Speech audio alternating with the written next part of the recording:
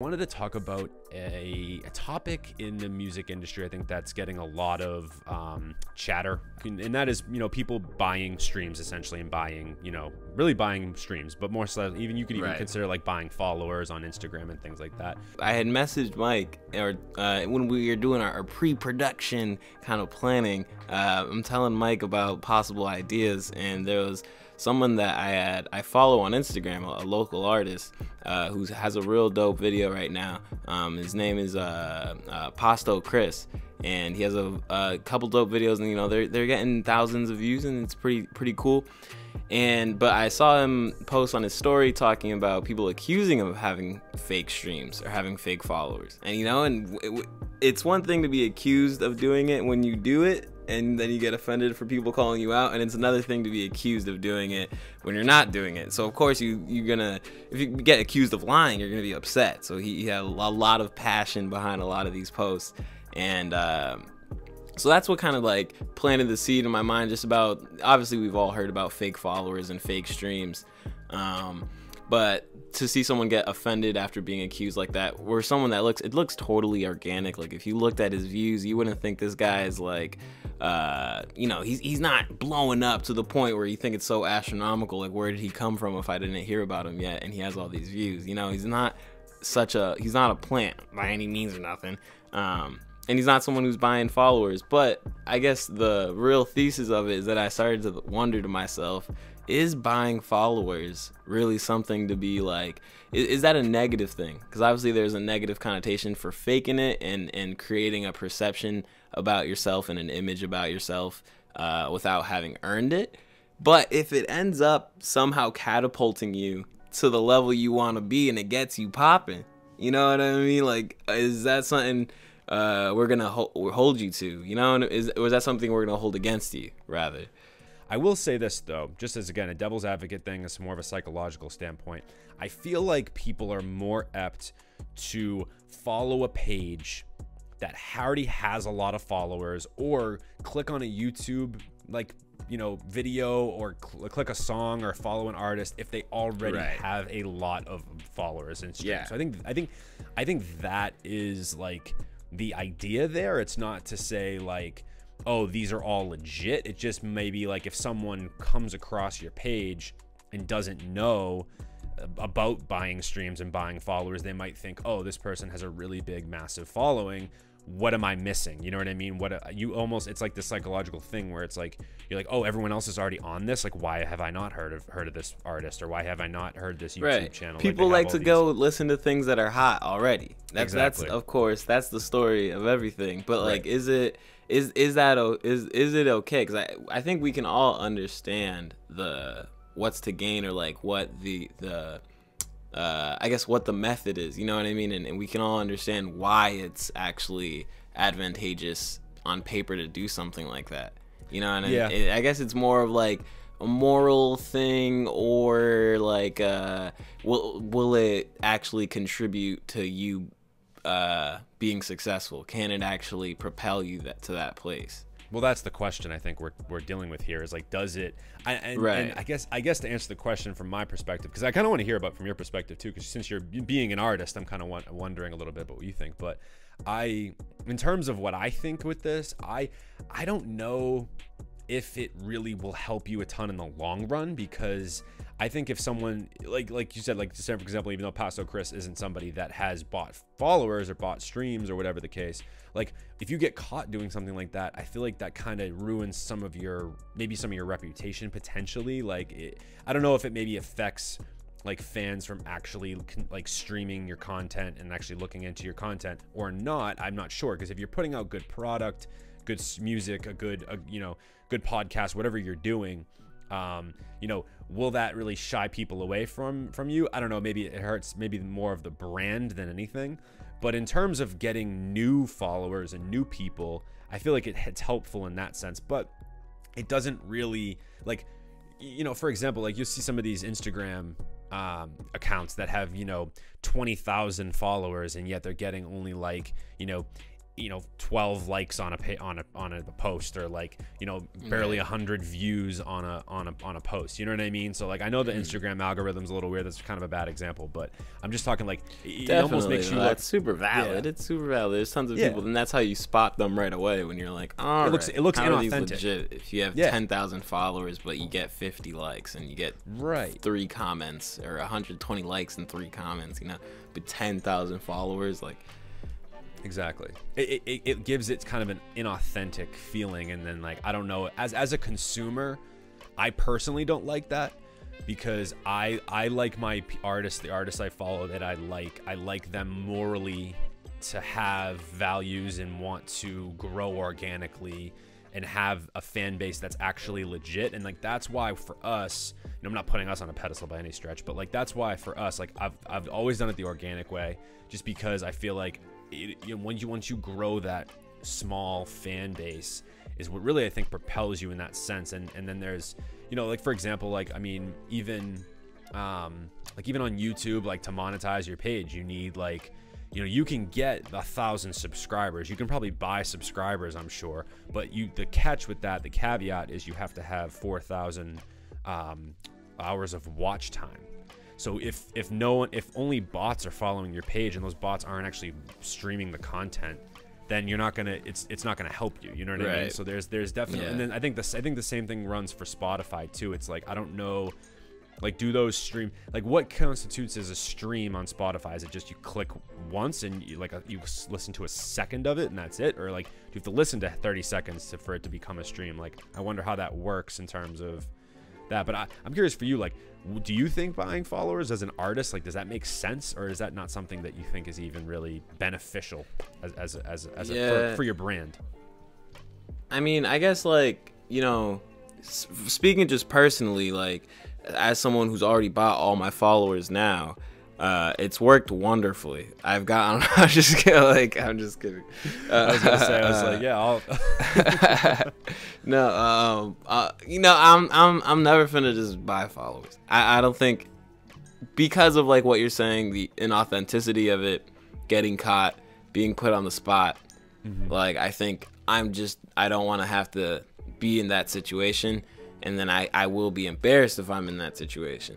But I will say, like, the reason why I debated it or thought it was even a good debatable topic to speak on is because I think that, like, especially after you just played your little devil's advocate role right there, got me thinking. And I'm like, at the same time, there can be people who make great music and just use that, because like you said, people like to hop on what's hot already. If you have that exposure, it's eye grabbing in the first place just to have 100,000 followers. That's eye grabbing, and that's what it's all for, that look, for that attention. But if they end up delivering on the product, like, why hold it against them? You know what I mean? If they end up actually having the good music at the end and the music feels authentic, but for the meantime, if you're somebody who's early on this person before, their authentic fans outweigh the inauthentic bot fans that they have, it'll look a certain way to you. But what if the music's still good enough and you enjoy the music so much enough? Would you just ignore that part? And, because at the end of the day, that's all the artist wants, right? Is to just get your enough attention for you to give them a chance and then genuinely start following them. Because I think we all know that that's where the biggest ROI is, right? Like, that's where there's nothing that gets you paid more than actually having human people want to invest in you and give you money. Right. So if it ends up working, what's the, you know what I mean? What's the big deal? Because then I think about other artists like Soulja Boy. I was just hearing recently, and Soulja Boy's legendary for, having Crank That Soulja Boy listed on LimeWire as Wiz Khalifa's Black and Yellow. You know what I mean? And now that's an internet kind of trick now that no one even blinks an eye at anymore. You know what I mean? But like at the time when the internet was kind of fresh, downloading music, pirating music was kind of fresh. You know what I mean? Obviously there are other people doing it besides Soulja Boy, but as a music artist, to be like, I don't care if you don't, you know what I mean? I don't, like, to kind of take it on the chin and be like, yeah, I know I'm gonna piss you off when I label it, as a different guy, and it might be fucking, sorry, it might be illegal, but but at the end of the day, it worked, right? And now we all kind of pat his back and say, hey, you were getting it. You were being an entrepreneur. You're getting that click at all costs. And when it happened to be Soulja Boy, he made some good music. So then we ended up appreciating him for that. But then, of course, there's the flip side to it, where we know there are artists that are just so, obnoxious, just stealing. They have no talent or much to bring to the table besides shock value and perception and image. And so that can obviously be the demise of their career as well. But if it works one way, if there is an avenue for it to work, should it be a legitimate strategy for people to think about? I guess I wouldn't do it, because I don't know if I'm that much of a hustler to where I'm like, fuck it, where I'm like, oh, I'll just scam, and it'll work at some point. I think that stuff kind of comes around a little bit. I think so. But it worked for Soulja Boy. True. I mean, yeah, I wouldn't rely on it, put it that way. Like if I was a manager of somebody, like I definitely wouldn't, if I was managing an artist, like I definitely wouldn't make it like even like one of the top tier like strategies that I would use to try to, market them, right? And it was even funny, something you had mentioned that got me thinking about the Soulja Boy. You ever like go on YouTube and see like something, like a video comes up and it's like, oh, like Kanye West featuring Jay-Z, Lil Wayne, 50 Cent, like all these, like the crazy lineup of artists, and you're like, how did I miss this? And then you click it and it's not that at all. It's just some like random rapper. Like, so I feel people still do that shit. You know what I mean? So, and Soulja Boy pioneered that kind of disappointment in YouTube, in internet links. You know what I mean? He innovated that in a time when the market was so fresh and there was so much space available to where it really paid off, but now everybody does it, and now you're kind of just the D-bag online. Yeah, and you're like, oh my god, like this is not even anything close to what I thought it was when I clicked into it. I see why people do it. I understand it, and I think it's because I think we as a society need to focus better on what is actually good content versus like what is just clickbait. You know what I mean? Because I think everyone's trying.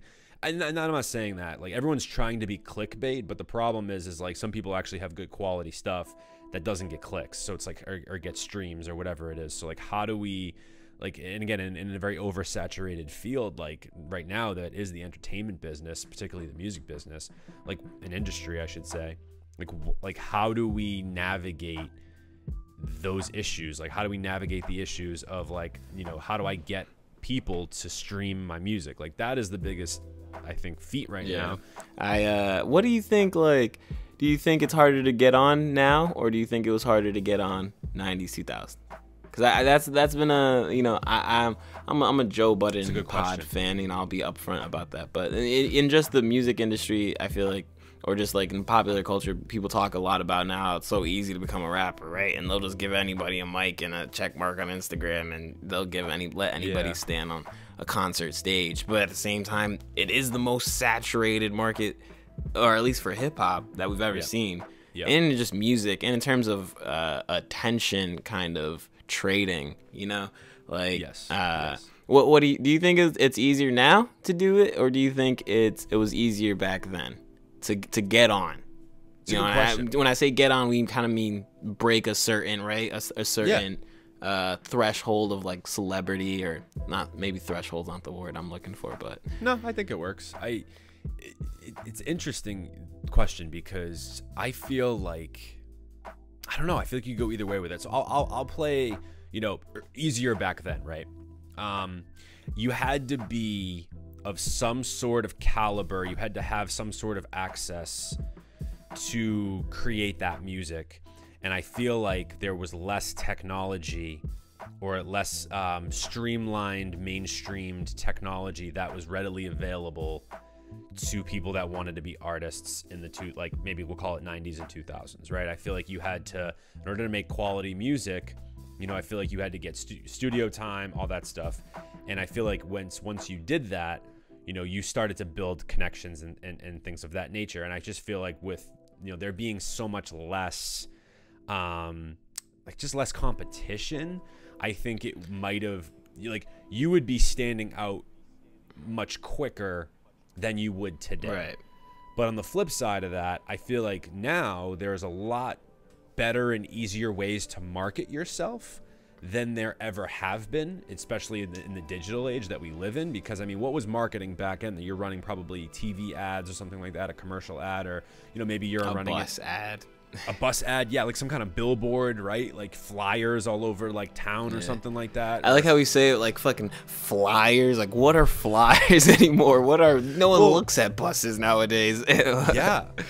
I mean, you probably don't even see the like flyers and things of that nature. Like for I mean, like an event. Top tier artists definitely don't think about flyers. Like, you know what I mean? But top tier artists back in the day probably did. Like, Well, even an artist starting out now, I don't think is thinking about flyers. Even if you don't have, you know what I mean? Like starting out, when you're thinking marketing, you're not thinking, oh, I'm gonna get 500 flyers printed out and post them everywhere. You know what? I've thought about doing it. Like, I'm gonna get 500 flowers or 500 stickers, but like you do it literally just for like, I'm doing it for like the novelty. Like, it'll be quirky that I got a fucking flyer. Like it'll show. It almost shows a little bit of more work and thoughtfulness put into something when you go out your way to make a flyer nowadays. Where like, literally back in the day, it was just you made a flyer for any little thing that you were organizing, because that's the way you get the word around. That's the way you try and get people who you don't know to understand what you're doing. My advice, I guess, for anybody listening to this is, I guess, it's kind of like a free game thing for any new up and coming artists. I actually like the idea of business cards, not just even to promote yourself. Like, let's say, for example, you were going to drop a project. I think business cards might make a little bit more sense, because you can actually fit them in like your wallet or your pocket. I think flyers, like who's gonna actually take a flyer and like walk around with it, or like actually take the time to like fold it up and put it in their pocket or something like that these days. Like, nobody cares. Everything's digital. But I feel like if you want to go like a novelty, like, I actually have one right here, that's why I asked, but like a business card, for example, I feel like it can go right in your wallet, right in your pocket, right? And if you're passing, look at Mike. You know what I think is a real smart idea? Someone doing something like I did, a business card. Real smart people make business cards. What I did, and this is, I mean, I go into a couple people I knew that had small businesses, and I put business cards in the small businesses of my friends that I knew, and I was smart. Like, just I've definitely thought of business cards. Yeah, and I think that is something like I think you're less likely to like throw this out than you would a flyer. Yeah. I feel like you're at least gonna put this in your pocket, or maybe you'll put it in your wallet. Right, and if anyone ever sees this, and you're like, oh yeah, like, oh, I saw this or whatever, like, I think business cards are just easier to pass out in general because it's so much smaller. And I feel like if you were gonna do an event, or like maybe like you were gonna drop a project potentially, like you throw like a QR code for your project on a business card, and like you just scan it. I feel like that would be sick. I don't know. I feel like that would be, if you're gonna do it the old-fashioned way. And then you could say that same thing for a flyer though, right? Throw a QR code on a flyer, and then people can just take a picture of the flyer. True. Getting it in their phone already. Why not just do Instagram? Right. Exactly. So there's a lot of different, I don't know. So I feel like, to answer again, to kind of go back around to answer your question, nowadays the market is so saturated, but it's never been easier to make music, because I mean, how many people make music out of their freaking bedrooms or their basement or like their homes? You know what I'm saying? Like, I know there are people that still do get studio time, but it's just, I mean, there's so much like knowledge, free game on YouTube, like any tutorial you want. I mean, we're doing freaking like mixing and mastering tutorials like with Hex, like I mean, like there's just so much out there to learn. I mean, there's different books out there now. You needed a record label to get a massive distribution deal, and then even then, like if you're a smaller artist, your placement your placement in the categories of the record store is going to be important. You're not going to be right next to 50 or KRS-One, depending whatever area you're in, and you're not going to be right next to the big artist. But obviously in Spotify, Apple Music, it's different, but you're right on the same service that someone can go right from Drake to you know what I mean? Exactly. Like, depending on their, even like if you get them to follow you, just hit the follow button on Spotify. You'll be on their playlists on the release radar, right next to big acts that other people follow. You know what I mean? That is true. So like the attention is definitely so much more up for grabs. So it creates, and it's very, very accessible. So it creates a lot of competition, like you're saying. And I think maybe just to loop this back one more time is, So would you blame someone who's trying to crawl and scratch? Because I definitely kind of judge people. I judge people for buying followers. I judge people for buying streams, not on like a you're a bad person, you're corny, blah blah. But that action was corny. That move, I think, is corny. But I don't hold it to them, because I know it's usually people out doing it out of passion, right? Some sort of desire to do something. Yeah. But can you blame them for trying to crawl and scratch? Like, especially if it works for someone. Like, you know what I mean? Are we gonna hold them accountable after? Because what if they really have great projects and they become a real legitimate platinum artist, but they had 5 years where they had 500,000 followers that were fake, and they were doing a lot of spammy, clickbaity stuff. I don't know if those things are mutually exclusive, but can you blame them when the market is so difficult to penetrate, right? Like, right. And that's I think the question. It's like, and then I would actually be curious to know if anyone that's actually bought followers or bought streams, how did it work out for them in the longevity purposes, like that'd you're talking be great, about, right? Like, I'd be curious to know if, like anybody you said, DM let's us. say, yeah, seriously, I'm just not like we won't put you on blast. We won't put you on blast, but DM us, or if you don't care, put it in the comments. Phoenix won't judge you for this one time, but right. But no, I'm totally curious. Like you said, is there an artist that potentially, got 500,000 fake streams for 3 years, and then it ended up actually working out because people like came to the platform, or to listen to them because they got all these streams, and then they actually at the end of the day like ended up having 500,000 real streams. Like, has that happened? I don't know the answer to that question. I probably, if I'm guessing, like at least put it this way, like, this is my ending point here, is like, if I'm guessing, I would say no, just because I don't think that, even though psychologically speaking, like I was saying, like, we're more apt to saying like, oh, I would rather go listen to this song that has a million streams than the song that has 100 streams, even if the song that has 1 million streams stinks and the one that has 100 is freaking nasty, right? Like, there's no, it's just one of those things. I don't feel as though it's gonna help you in the long run. Like, it might make your image look good or your brand look good, but I don't know if it's gonna really like help benefit you in the long run. But hey, I could be so wrong about that. Like, I maybe it has worked for somebody, and I'm just like, if you've done it, has worked for you, and you, like I said, you want to DM us, like, I would love to hear it, because I would love that. If anybody out there wants to DM us or let us know that just how your experience went, whether it went negative or positively, you can DM us. Keep it totally anonymous, and then we'll mention you in the next episode or something. You know what I mean? But I think the conclusion. Sorry, you can finish, Mike. Go ahead. No, I was just gonna say, like, I think this is a conversation we can easily come back to, as you mentioned. Because, like, this is kind of an ongoing conversation I think people are having, and I've talked to some artists that do like see it as almost like a disrespectful thing. Like, if you buy followers or buy followers of streams, like they like automatically write you off as just like a, as an inauthentic, just almost criminal person. Like, oh, everyone out here is trying to organically grow, and you're out here buying streams. Like, what the hell? You know what I'm saying? So I don't know. For me, again, I probably, if I was an artist, I mean, I'm a content creator, so I can speak for this. I would never do it personally. And the other question I want to ask quickly too is, like, how easy is it to know if someone bought streams or not? Especially on Spotify, how easy is it to recognize if somebody actually is buying streams or not? Yeah, I think some of the easy ways are like, they only got a couple songs and there's thousands and thousands of streams. And that's usually, for the most part, that's a good sign. But if there's a couple songs, thousands of streams, and they haven't been added to like a playlist, like, because obviously playlists are huge. So usually if there's an artist who's gaining a lot of momentum, right, it's because they've been reaping the benefits of being on small or large playlists.